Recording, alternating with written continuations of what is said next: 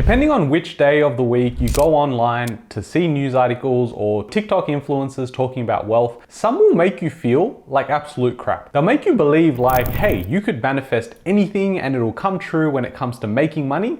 And others will say it is so difficult to make ends meet right now, you'll never get wealthy. In this video, I want to cover off some of the things that the rich people are doing right now and how you can actually benefit from this by simply changing your mindset. And what I'll do is I'll share with you exactly what my stories look like as well, and how these small pivots have changed the trajectory of how I've ended up where I've ended up. If you're interested in what my thoughts are, definitely keep watching.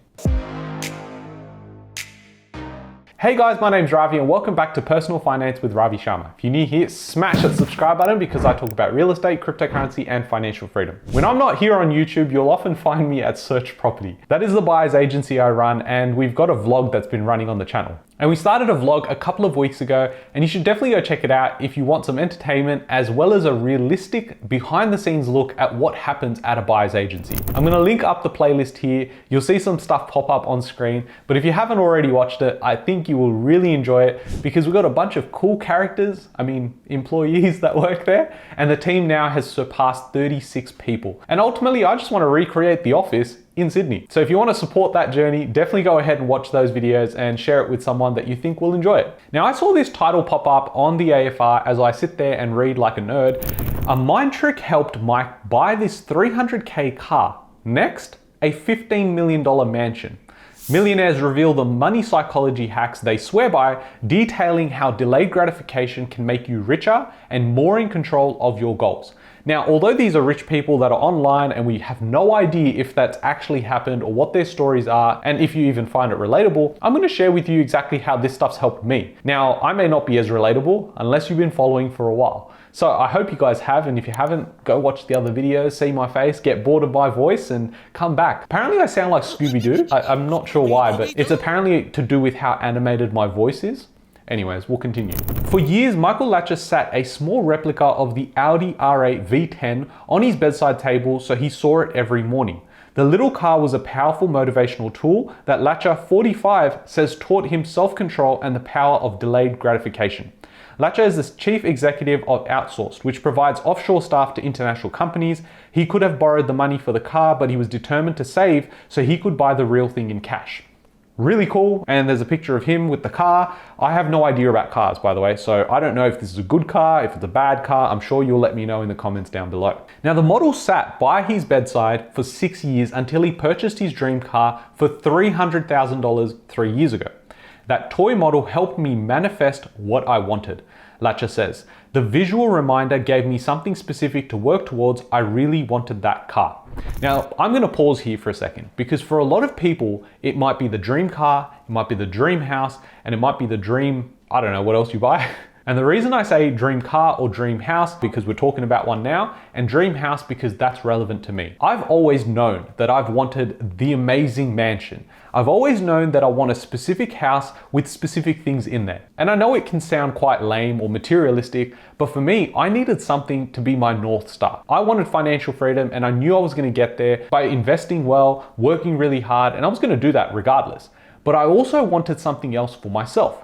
Because as you can tell, I wear a black t-shirt most of the time and they're from Uniqlo. So making a lot of money isn't really high on the agenda for me to buy new clothes. So as I was going through this process of trying to figure out what my purpose is, what's my why, I realized that I really want to build a dream house, not just for myself, but for my family, and to be able to have this one hub where all my cousins, nephews, nieces, and everything in between come through, and we can all use this one central hub to be all catching up and having family gatherings. Now, the reason I want this so badly is because growing up, we had this with our grandfather's house. And the fond memories that we have of that place, although is so much smaller than what their current place is right now, it still holds such deep thoughts for myself and memories. And a lot of us just grew up in that home. That's essentially why my partner and I have really wanted a dream house. Now, of course, the things have changed in the house. There's things that she wants, there's things that I want, but just having that vision on our vision board, as well as looking at dream houses, whether it's $1 million listings on Instagram, we're starting to manifest what that could look like in the next couple of years. The more you can attach those thoughts, the feelings to that one dream, the more likely it is to come true. And I know it sounds crazy, a bit of juju if you like, but the reality is it actually works. There's a reason why people like this are very successful that come out and say, look, you just need to manifest it. And they actually follow through. And that's the key part. You can't just sit there, think about something and go, okay, cool, I'm just gonna go back to my day job, do whatever I was doing anyway, and not care about putting the extra yards in. I wanna learn something, I wanna research something, I wanna be the best at my job. That's how I would look at this. And if I'm the best at my job, the best at running my company, I can then achieve these goals that I know exactly how I'm gonna feel when I get there. That connection is so hard to get, but when you've got it, it definitely helps you level up. Latcher says staying committed to a significant vision despite temptations to settle for less is critical to achieving financial freedom. Success for me has always been about the long game. It's about setting your sights on something so significant that it demands your all, every ounce of creativity, persistence, and belief you possess. It's about remaining committed to your vision. So while people could look at this and someone like myself has no value for cars like this, I would say, hey, that's a silly move.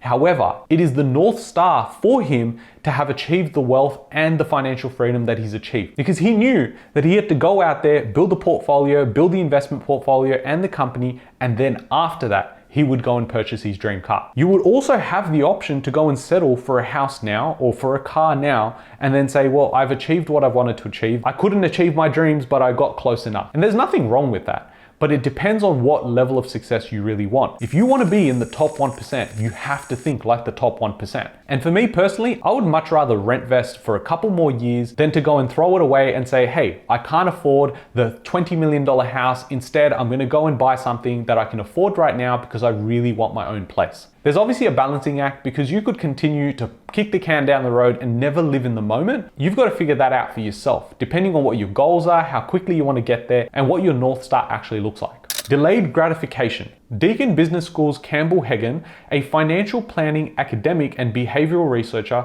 says saving money requires delayed gratification, a form of behavior modification to gain something for the future. And Latcher's behavior is probably better described as a goal visualization. It's about overcoming present bias, our tendency to want to live in the now and spend our money on things we enjoy for the immediate reward, and instead prioritizing larger future goals, he says. You would have all heard the term over the last 10-15 years, YOLO, you only live once. At this point, I may as well become a conspiracy theory channel because I truly believe the higher ups created that term and everyone just adopted it. It was almost like the rich conveniently created this term saying you only live once, spend your money, enjoy life, only to then have a problem in the next couple of years. If you actually think about it, yes, there's a lot outside of our control, but there's a lot more in our control. And when you think about inflation and how people can't make ends meet right now, it's because of the choices we made actively over the last 5 years. Now, I know people will go and say, well, we didn't create this virus that had lockdowns, but during that time, you also had more time to be able to work on skills, build up businesses, or build up your own skills at the current job. Now, it's very similar to going in and taking care of your health.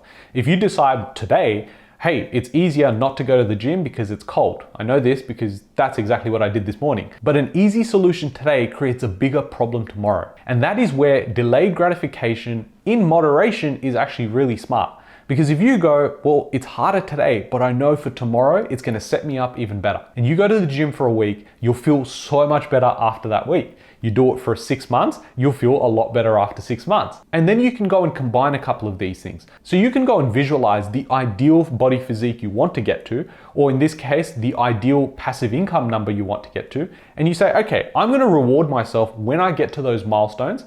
And that way I know I'm working towards something and I'm building something. And inherently, you should be wanting to build something because that's productive and you're bringing something into society. And I feel like that is so important because your goals have to be beyond just you. I know for me, as soon as it changed from me just taking care of myself and it spread to the closest people around me, I became even more successful because I was willing to share the wins and the gains that I would make from any of that. The premise is relatively simple. Small reward now or big reward if you wait. It sounds easy enough, but evolutionary psychology suggests that our ancestors' survival depended on taking the certain small reward now rather than the hope that something bigger would come along later. So it's no wonder that we struggle to save. Spending pause. Barbie Cordy might have an estimated wealth of $60 million tucked away, but she is an avid budgeter who always pauses before spending.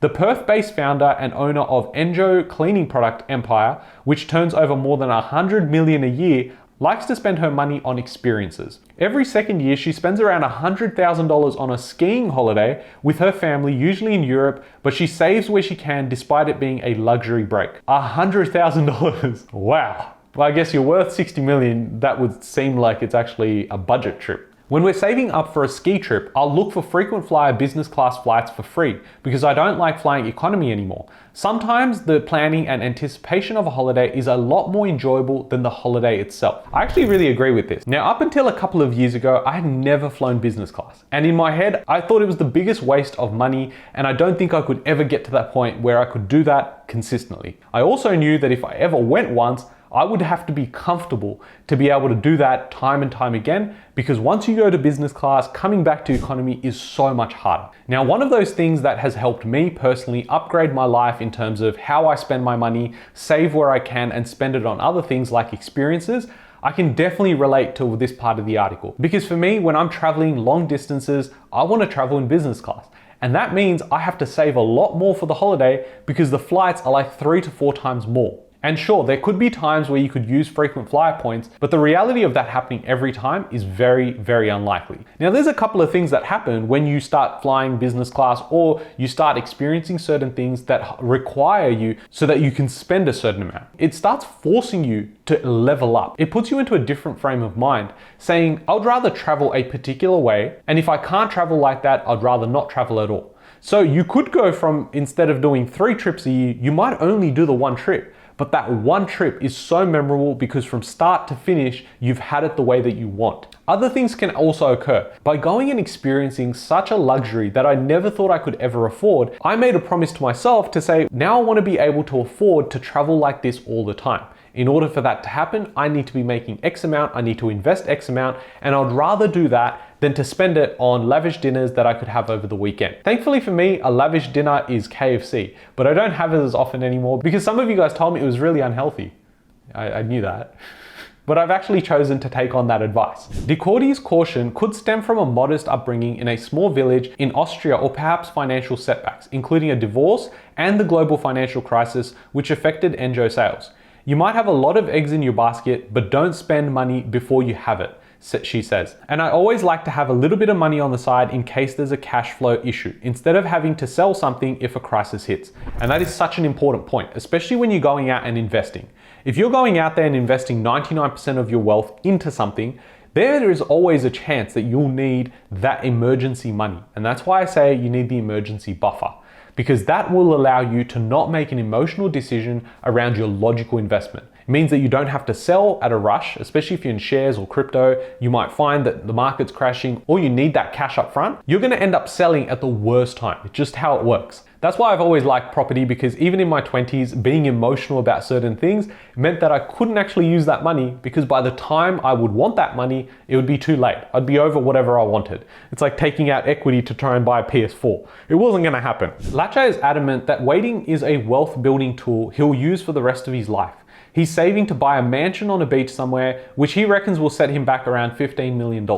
I'm waiting for the right moment, which looks like it could be next year. I realized early on that the dream of houses and cars don't come unless you think differently and change your mindset. Lache began delaying gratification way back at the start of his career when his earnings were far more modest. By creating a clear image in our mind of precisely why we are saving and the future enjoyment that it will bring us, it is easier, but not easy, to remain disciplined as we work towards our goals. And those couple of lines, I think, summarizes perfectly what we're trying to do here. You might be watching this video having bought your first property, you might have 10 properties, and for some, you may not even be at that point where you have 1 investment property. If you can get the mindset right, the rest follows. I've always said that you would rather be with someone who has the right mindset than to be with someone who has all the cash in the world but has the worst mindset. And this stuff, although I try and make sound really easy, it's not. Especially when there's times when there's those moments of temptation.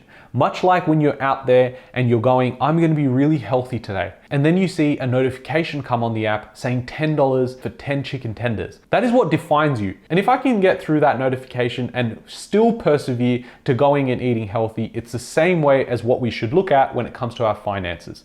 Think about what your end goal is, literally write down exactly how it would feel, write it down somewhere that you can read it consistently. And if you find that that North Star is important enough, all the actions that lead up to it will also change. You'll know that you need to change your actions and your mindset to get to that point. And if you don't, you never get to experience this dream life that you think you were gonna get to. If you guys have enjoyed this video, then definitely smash that like button, subscribe if you haven't already, and I'll catch you guys in the next one. Thanks, guys.